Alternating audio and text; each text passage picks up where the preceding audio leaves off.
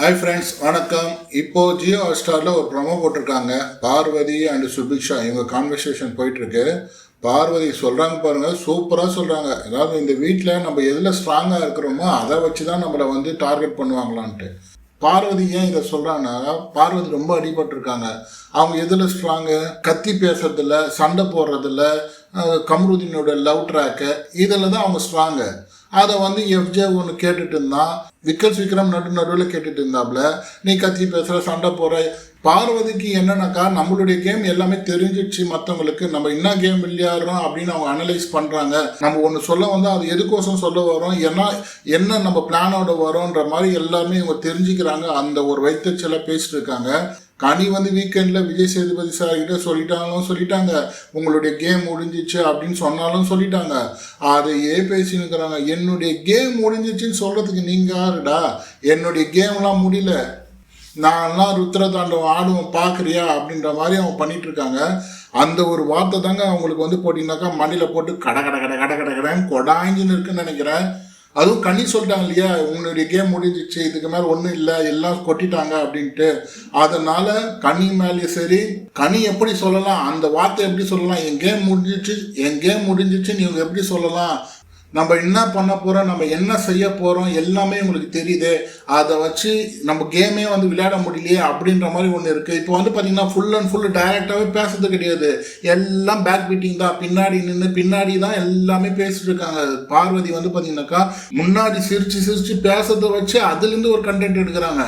விக்ரம்கிட்டையும், கனிக்கிட்டையும், சபரிக்கிட்டையும், சுபிக்ஷா கிட்டையும் இவங்ககிட்டலாம் சிரித்து பேசிட்டு அவங்ககிட்ட இருந்தே வந்து பார்த்தீங்கன்னாக்கா இந்த மாதிரி கண்டென்ட் எடுக்கிறது. அவன் இந்த மாதிரி சொல்லிட்டான், இந்த மாதிரி பண்ணிட்டான், நம்மளை புல் டவுன் பண்ணுறான் அப்படின்ட்டு. அதாவது ஓவர்லேப் பண்ணுறாங்களாம். இந்த அம்மாவை ஓவர்லேப் பண்ணுறாங்க. இந்த அம்மா தான் ஓவர்லேப் பண்ணுறாங்க. யாரையும் பேச விடாது, இவங்க யாருமே பேச விடாமல் இவங்களுடைய கருத்தையே வந்து முன்ன நிறுத்துறது இவங்க தான். இப்போல்லாம் நம்மளெல்லாம் பேசவே விட மாட்டேன்றாங்க அப்படின்ற மாதிரி ஒரு குற்றச்சாட்டு வைக்கிறாங்க. இந்த வீட்டில் சில பேர்கிட்ட ஒரு பாண்டு உருவாகும், அந்த பாண்டை வச்சே நம்மளை டார்கெட் பண்ணுறாங்க அப்படின்னு சொல்கிறாங்க.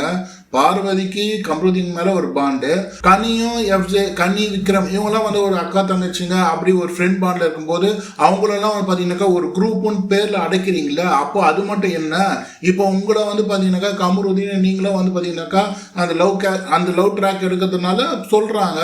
உண்மைதானே? மடி மேலே மடி பத்துன்னு இருக்கும்போது கம்ருதீன் மேலே ஏறி நிற்கிறது, கம்ருதீன் மடி மேலே பத்துக்கிறது. நேற்று என்னடானாக்கா கம்ருதீன் வந்து பார்வதி மேலே பத்துனுக்கிறாப்புல, இன்னைக்கு என்னடானாக்கா கம்ருதீன் மேலே பார்வதி பட்டுன்னு இருக்காங்க. ஸோ மாற்றி படுத்துனுக்கிறீங்க. எங்கள் அம்மா வந்தாங்கனாக்கா என்ன பண்ணுறதுன்னு தெரியல, எங்கள் அம்மா என்ன பண்ணுவாங்கன்னு தெரியல, எங்கள் அம்மா கிட்ட நான் வந்து எக்ஸ்பிளைன் பண்ணணும், இங்கே நடக்கிற விஷயங்கள்லாம் இங்கேயே நான் முடிக்கணும். இவ்வளோ பேசுகிற பார்வதி இந்த வாரமாவது வந்து பார்த்தீங்கன்னாக்கா ஒழுக்கமாக இருக்கலாம்ல, இந்த வாரமாவது கொஞ்சம் அடக்கமாக இருக்கலாம்ல. இந்த வாரம் தான் ரொம்ப சேஷ்டை பண்ணிட்டு இருக்காங்க. போன வாரத்தில் நீச்சல் குளத்தில் கம்ருதீனோட நல்லா ஜாலியாக நீச்சல் அடிச்சுட்டு இருக்காங்க.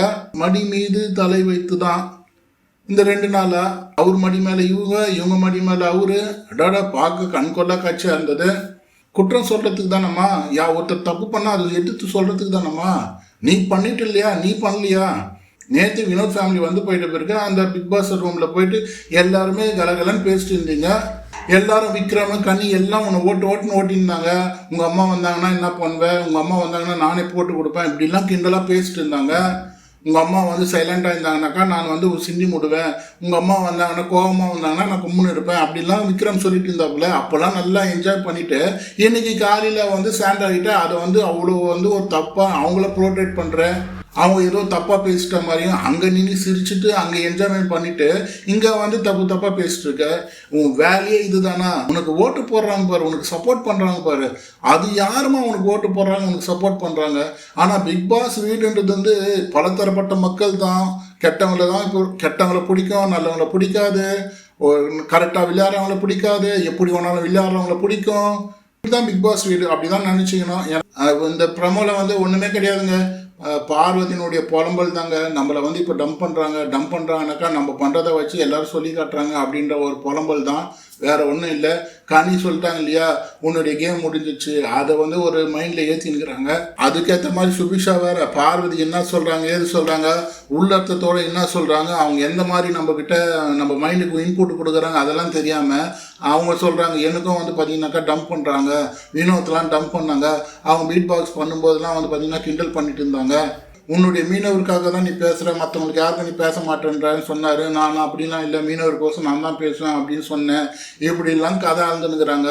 சுபிக்ஷாவை வச்சு நீ என்ன பண்ணுறதுன்னு தெரில. பார்வதி வந்து உன் மண்டை மேலே கழுவுறா, உன் மண்டையை கழுவுறா, அதுவும் தெரியாமல் உன் இன்புட்டு பார்வதி இன்புட்டு உன் மண்டையில் சொருவுறா, அது கூட தெரியாமல் நீ உட்காந்து பேசிட்டு இருக்க. சுபிக்ஷாக்கு என்ன கான்செப்ட்னா, விக்ரம் கிட்டேருந்து நான் தள்ளி வரேன் அப்படின்னு பார்வதி கிட்ட நீ தெரியப்படுத்தணும், அவ்வளோ தானே. அதுக்கு இப்படி பண்ணிட்டு இருக்க. Okay, done. இதுதான் இப்போ லைவ்ல போயிட்டு இருந்தது, அந்த ப்ரமோ இதுதான். ஓகே மக்களே, அடுத்த வீடியோவில் உங்களை பார்க்குறேன், அடுத்த லைவ்ல உங்களை பார்க்குறேன். ரொம்ப நன்றி. நம்ம சேனலை சப்ஸ்கிரைப் பண்ணுங்கள், லைக் அண்ட் ஷேர் பண்ணுங்கள், கமெண்ட் பண்ணுங்கள்.